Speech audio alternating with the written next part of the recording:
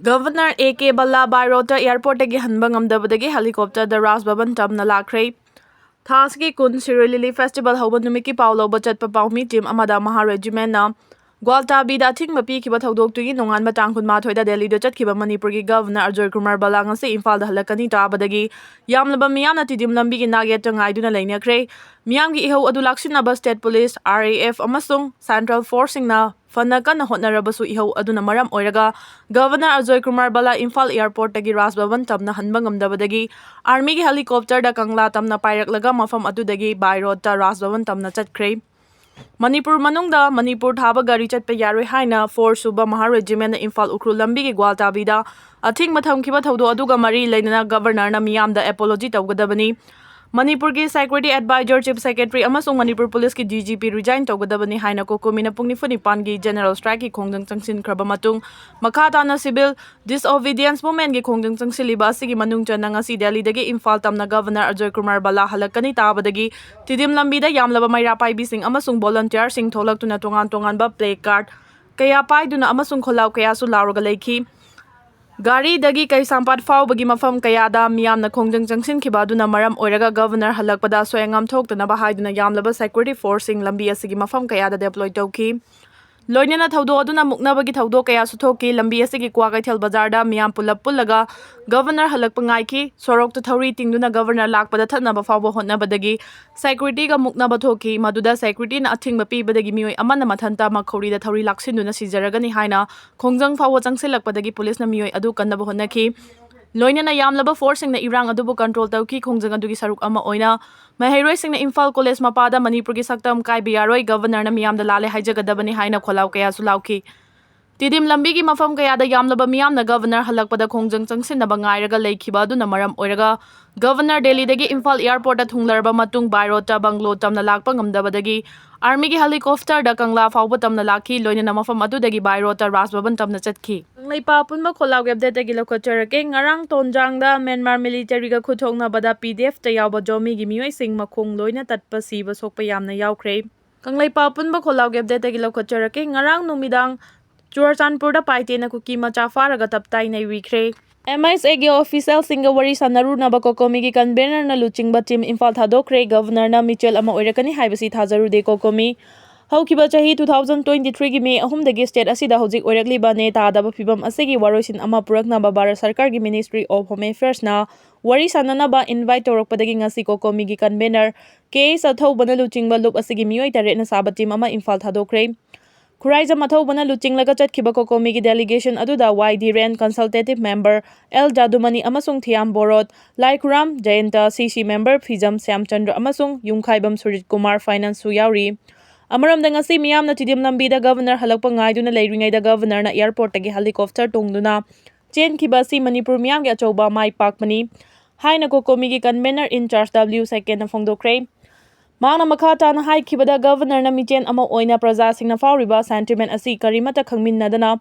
amadi tauge haiba matagum airport agi asumna chenkhigani haiba thajarude adubu Governor na miyam unaba kibadagi helicopter tongduna chenkhiba haibasi madi Manipur miyam gi achoba mai pakpa amani Gwaltabi da thokiba thaudo aduga mari leinana kokomi amasung miyamna changsiliba Khongjang gi manung chana ngasi asi Manipur gi Governor Ajoy Kumar Vhalla Delhi dagi halaklagani haiba tabadagi yamlaba miyamna airport lambi da democratic oiba mawngda mahak pungairaga leikhibani adubu Governor na miyam gi sentiment karimata khangdana Chatkiba thawong asidi kokomina akanma mawngda condemn tawi Governor gi thawong asi khwaidagi hena pangdaba amani dai tamasa khangdaba Manipur gi Governor athubada fam thadokadabani madu natrabadi miyamna horakpa Khongjang singi afa fattagi dai ta mahana pugadabani kokomina changsiliba Khongjang asi ngasina aroiba nate Manipur gi Governor na Gwaltabi thaudoki matangda apology tawdriba fawba amasung thaudo aduga mari leinana Chief Secretary amasung Manipur Police ki DGP amasung Security Advisor resign tawdriba fawba Khongjang makhata na changsin khigani state asida lairiba Central Institute singsu thingjinbagi Khongjang su changsilagani adumakpo health education amasung essential service ka mari leinaba singdi athingba sida yaroi haiki BJP ki MLA signal laibaki yaifana batorokpa thabak sing Congress ki MLA mangana mateng pangnaba sem saduna lei Lokeshwar Manipur ki hauzik oirakliba fiba masigi yenglaga Manipur kannabagi damak ruling ki MLA sing amatto oina thokpiraklo BJP ki MLA signal laibaki yaifana batorokpa thabak sing mateng pangnaba Congress ki MLA mangana matam pumbada sem saraga lei haina Khundrakpam Kendra ki MLA TS Lokeshwar na phongdokre Khundrakpa Mayai Leikaida Leiba Yaifalamjing Lufna Silaga Ngarang Pangthokpa Ahumsuba YLL Trophy 2025 5-man A-side football tournament loisinbagi thoramda MLA Lokeshwarna chief guest ki warol piraduna makha tana haikibada Manipur manungda kari maramgi Manipur haiba wahi asi muthatpa pamlibano haibasi thidokpa tangai fade amaromda MST Wasta thariba Manipur haiba wahi lauthokhankibadusu kari maramgi no haiba hojik lengak semgani haina chen chongliba MLA singda hangningi hojik oiriba phibam asida ruling gi MLA sing adum tumina leirabra Center na laurakpa khongthang singda tumina leithokpagi matam adu natrabani Manipur haiba wahi muthatke hairabadi Manipur asi India gi saruk ama natre haibadu proof tawgadabani Manipur haiba wahi lauthok hankiba adugi matangda ruling gi MLA singna kari maramgi damak governor da wakat pangamdribano tangai fardabadi imalaiba ki damak khalaga congress ki MLA manga asi yauna miyamgi mihut oibadagi toklasi hairabasu aikoi sem saduna leire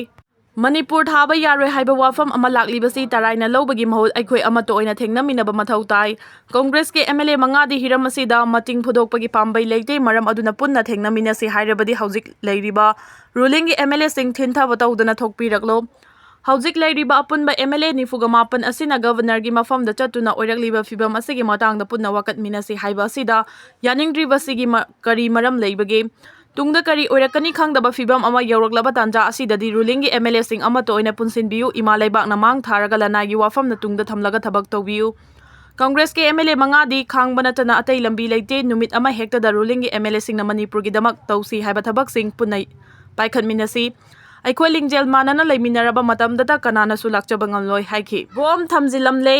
Tera Khongjang bi Gram Panchayat 1 number 1 da laiba MD Kadir kauba miyoi amagi yumgi beranda da sakangdaba singna hand grenade ama thamjinlamle hairi Presna phangba pawgi matung inna di bom adu ngarang numidang pung 13:40 rom tabada thengnarakibani bom adu kanana kari maramgi damakta thamjinlambano haibadu hojik fawbagi oina chapchana khangdri Amarom da bom thamjinlambagi thaudo adu All Kwakta Youth Voluntary Organization All Kwakta Coordinating Committee amasung Anjuman Slahi Musra Kwakta na condemn tawragli Jenims ki residential doctor singna casualty amasung emergency service lepagi Khongjang Hwdoure Jenims ki PG tambagi admission fee lupa lakh amadagi lupa lakh ahum da hengalakhiba bu yaningdaba phongdoktuna hospital asigi residential doctor sing asidagi casualty amasung emergency service lepagi Khongjang changsinba Hwdoure Khongjang asigi matangda Dr. Angom Rakesh kauba Jenims ki residential doctor na phongdokhibada Jenims sa sahi ahum PG tambagi admission fee asi lupa lakh ahum da hengalakpagi thawong asi yaningdaba phongdoktuna haukiba tang kungani thoidagi hospital asigi OPD service ki thabak sing leptuna Khongjang changsinduna lakhibani Mamangdadi PG tambagi admission fee asi lupa lakh ama khaktang oirambani adubu lupa lakh ahum da hengalakibasi yaningdi haina resident doctor singna changsiliba Khongjang asida mari lainaba authority singdagi positive response amata lakpa leite masina maram oiraga Jenims da leiriba resident doctor singna kupna khanaraba matungda ngasidagi casualty amasung emergency service lepagi Khongjang asi changsinba hawkibani adubu ngasi lauriba firep asi PG meheroi khaktagini hospital gi mathau taba service kudima hospital asigi consultant amasung SR singna pangthokani adubu hojik oiriba Manipur gi fibam asida miyam ka hena sopan yaurabadi resident doctor singna taliba demand asi matam kharagi oina tungoinaraga miyam gi damak angamba mateng pangani resident doctor singna taliba demand asi chahi ani faraklabani adubu Jenims ki authority gi maikaidagi strike na chingba tawdana bahairakpadagi sanglaba chahi ani asi khanglaga lakpani hojikti PG gi third year exam so pangthokadaba tha ani rom tangairakle masigi mamangda fi thidokna bahairaklagani asiguma fibam ama laktringe asida ekhoi gi demand asi mari lenaba authority singna pina bahotnagadabani haina resident doctor singna Khongjang asi changsilakhibani haiki